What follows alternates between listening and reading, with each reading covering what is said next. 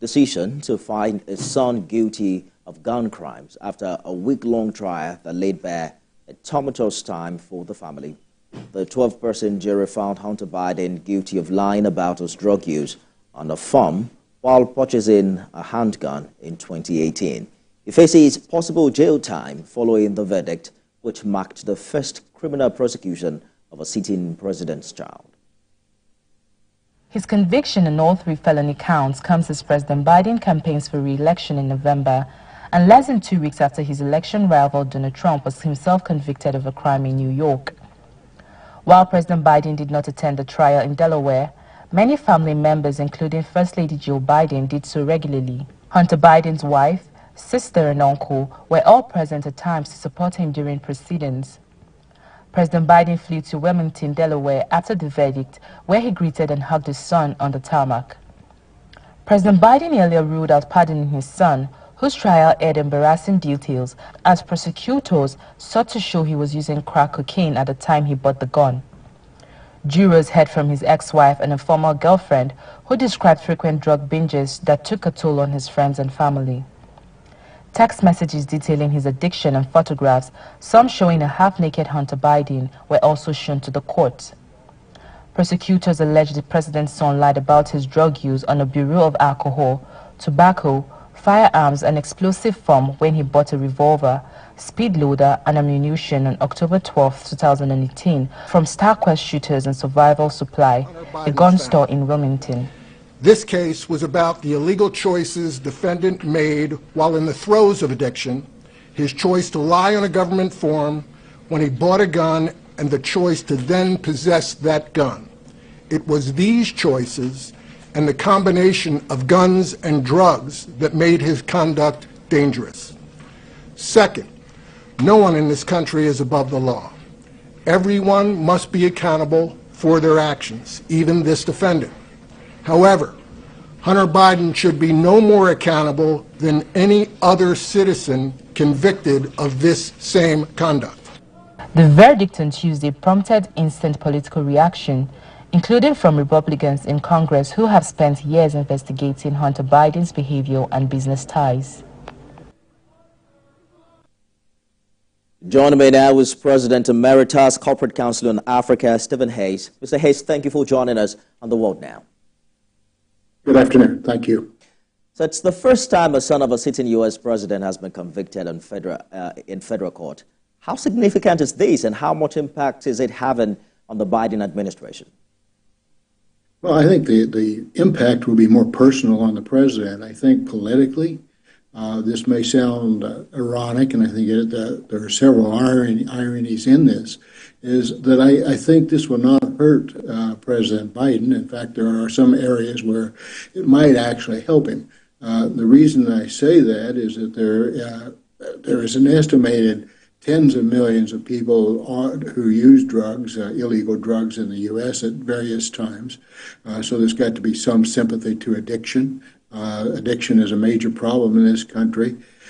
Secondly, the president has said that he will not pardon. He will accept the rule of law, which I think is admirable. And he's handled all this with great dignity. Those who would vote against him are going to vote against him in any case, no matter what the verdict. So I think this actually puts the president in a slightly more sympathetic position, and also one who is seen as respecting the law. I think ultimately, I think it will help him a bit. And I know that sounds ironic, but I think it helps him a bit, especially when compared to President Trump's reaction to his own conviction. Like you said, President Biden earlier ruled out pardoning his son, whose trial had some really embarrassing details as prosecutors sought to show he was using crack cocaine at the time he bought the gun. But it must be a difficult time being president and dad in this case, irrespective of how much sympathy you think he's getting from Americans, right?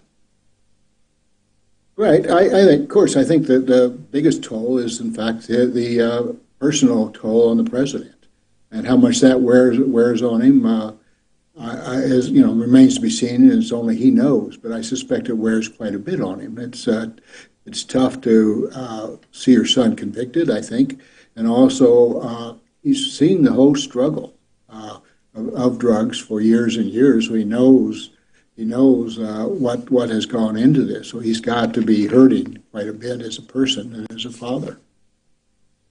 Absolutely. Last month, it was Donald Trump who became the first former American president to be convicted of felony crimes. Both candidates in this election are now, approaching D-Day with some form of baggages. Do you think it will be a major deciding factor in how voters decide? I don't think this trial will be a major, this result, I should say, it will be a major factor. I think the major factor is the economy. For one, I think how President Biden does or does not handle the Israeli-Hamas war is a second factor. And I think the personal matters are going to be aside. I think also the conduct of former President Trump will also be a factor in this as well. The comparison of how each handled the trial and how each wants to respect the rule of law is going to be, I think, a factor to some. But there's a very hardcore group that will support President Trump no matter what he does. And I suspect there's perhaps an equal-sized group of Democrats who will support President Biden. I think what's going to come down to is the independents and the middle class of how they feel about both candidates. As I think you know very well, most of us would feel better if we had younger candidates, and that age, I should say, is going to be a third or fourth factor in this, even though both are quite old as candidates. Age is going to play a role in how they perceive President Biden, especially. So I don't know what the current poll is, but it sounds like it's going to be a keenly contested election. And the verdict, as we speak, has prompted some political reactions, including from Republicans in Congress who have spent years investigating Hunter Biden's behavior and business ties. Are you saying there is no political element here for opposition to latch on? Well, they'll latch on to anything, either side, that they said they will go to an advantage. The Republicans, particularly President Trump, argued that the system was fixed and that Hunter Biden was free, would be found innocent, or not guilty, I should say. And the fact is he was found guilty, so now they're saying, well, the system's fixed anyway. You can't have it both ways, and I think people are going to see the hypocrisy of that. But you're right, surely this will have a role. It will be, I think, almost a non-factor ultimately. Those who want to use Hunter Biden as a reason not to vote for Biden are already in that camp anyway. I don't think it's going to change anything. If it changes anything, I think right as of today, it certainly makes those who look at following how you honor court decisions, and this was a jury of 12, of which half were African American. Then it's going to be more positive, I think, ultimately for President Biden. We have to go now, but they say the U.S. legal system is the biggest winner here, having been able to prosecute a president's son. But do you think the Hunter Biden case would have gotten so much spotlight as it did, if not for his father's political career? No, of course not. It's an easy answer. No, we wouldn't be paying attention to this. And I think we're still going to hear about it because I think he'll probably Hunter Biden will probably take the case to the Supreme Court, and there's all types of ironies in that as well. Absolutely. Interesting development. We'll see how it all plays out in November. Stephen Hayes is President Emeritus, Corporate Council on Africa. Thank you for talking to us.